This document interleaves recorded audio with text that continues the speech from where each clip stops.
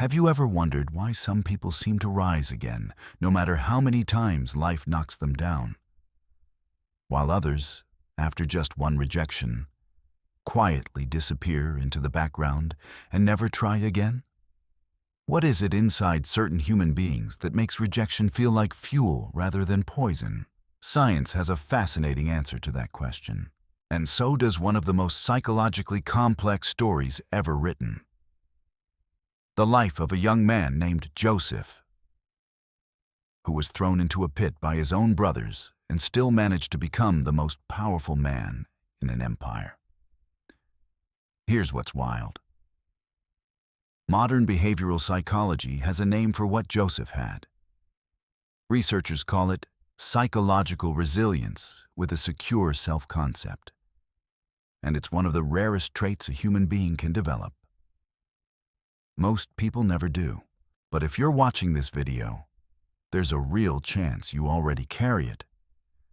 And you've just never had anyone point it out to you.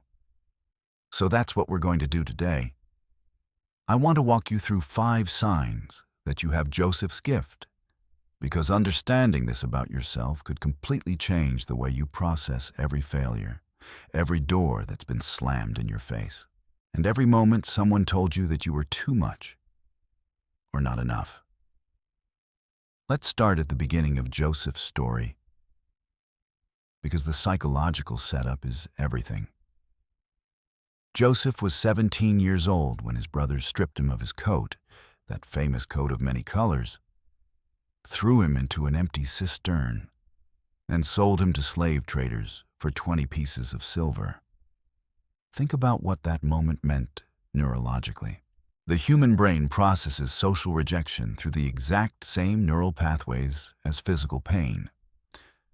Scientists at UCLA confirmed this. When we are rejected, especially by people we love and trust, the anterior cingulate cortex activates, the same region that lights up when you break a bone. Joseph's brothers didn't just hurt his feelings. They shattered something that should have been safe. And yet, the text tells us something remarkable. Every place Joseph went, he eventually rose to the top. Not because life was easy on him, but because of something inside him that couldn't be crushed. The first sign you have this gift is that rejection makes you more curious, not more closed. Most people who get rejected shut down. They stop asking questions. They stop taking risks. They build walls and call it wisdom.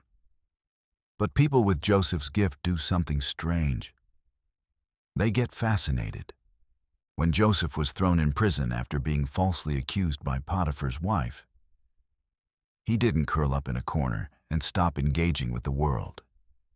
He noticed the other prisoners. He asked them questions. He interpreted their dreams. Psychologists call this trait approach motivation under threat. And it's the behavioral signature of someone with a deeply secure internal identity. Rejection confirms a lot of things for most people. It confirms their worst fears about themselves. But for someone with Joseph's gift, rejection raises a question. What is God doing here that I can't see yet? If you've ever walked out of a rejection and immediately started wondering what it meant rather than drowning in what it said about you, that is the first sign. The second sign is that you maintain your character even when no one is watching. This is where the psychology gets really deep. There's a concept in behavioral science called situational integrity. The ability to behave according to your values, regardless of external reinforcement or punishment. Most people are good when it's convenient. They're honest when honesty is cheap. They work hard when someone is watching. But Joseph, he was in Potiphar's house, a slave. And the text says that everything Potiphar owned was placed in his hands because Joseph was trustworthy, even in conditions that rewarded corruption. He had every reason to cut corners. Nobody back home knew what he was doing. And still, He was faithful. That is not simply a virtue story. That is the psychological profile of a person who has built what researchers call an internal locus of control, a deep belief that your actions matter because of who you are, not because of what the system gives you in return. If you've ever done the right thing when you easily could have done the wrong thing and nobody would have known, you carry this. The third sign is the one that surprises people the most. You don't need others to understand your vision to keep believing in it. Joseph had dreams, literal, vivid, prophetic dreams. He saw sheaves of wheat bowing down. He saw the sun and moon and 11 stars paying homage to him. And instead of keeping these things quietly in his heart, he told his brothers, and they hated him for it. His father rebuked him. The text says even Jacob, who loved Joseph deeply, kept the saying in mind, but didn't affirm it. Imagine being 17 years old, carrying a vision inside you so strong it felt like a fire, and having every single person in your inner circle either mock it or dismiss it. Developmental psychologists have studied what happens to young people in this scenario. For most, the vision dies. The self shrinks to fit the expectations of the people around them. But a small percentage, those who have developed what researchers call a differentiated sense of self, hold the vision anyway. Not out of arrogance, but out of a quiet, almost inexplicable knowing.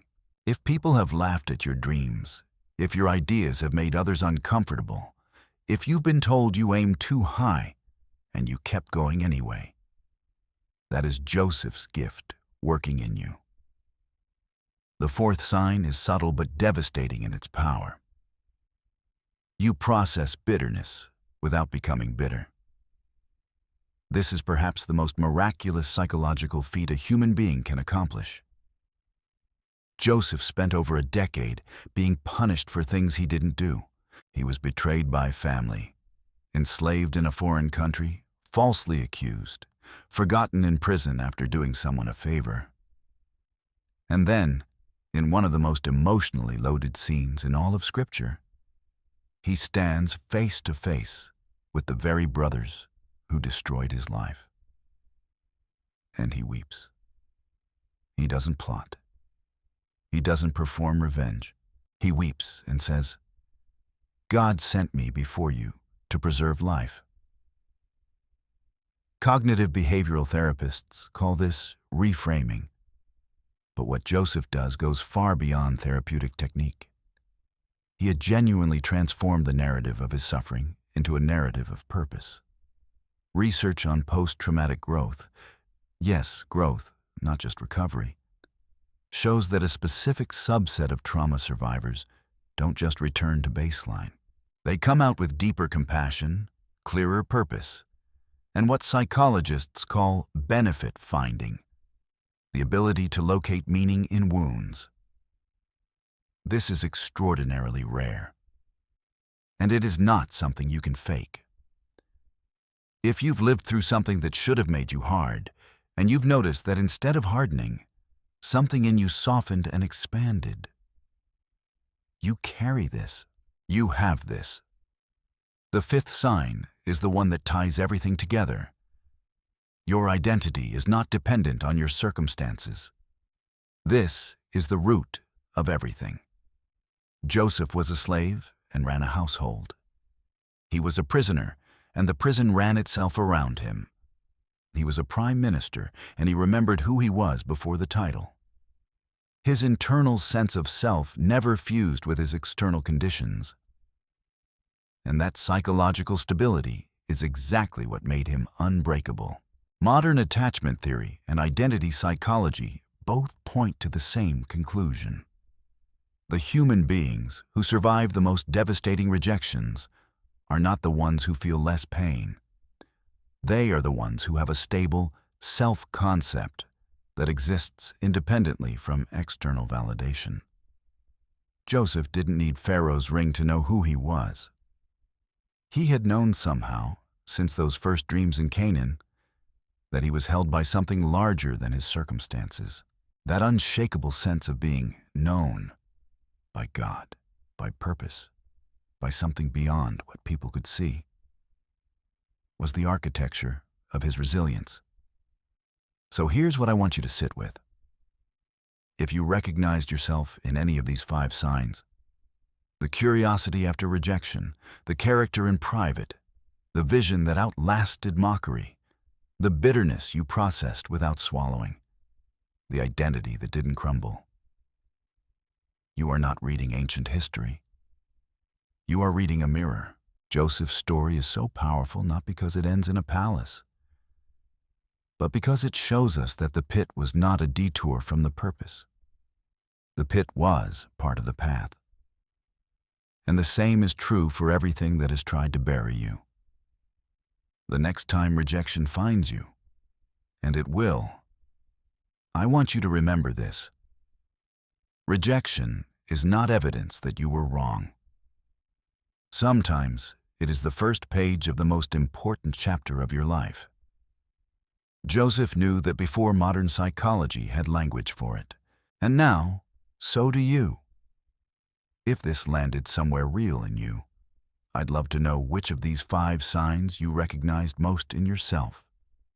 Drop it in the comments below.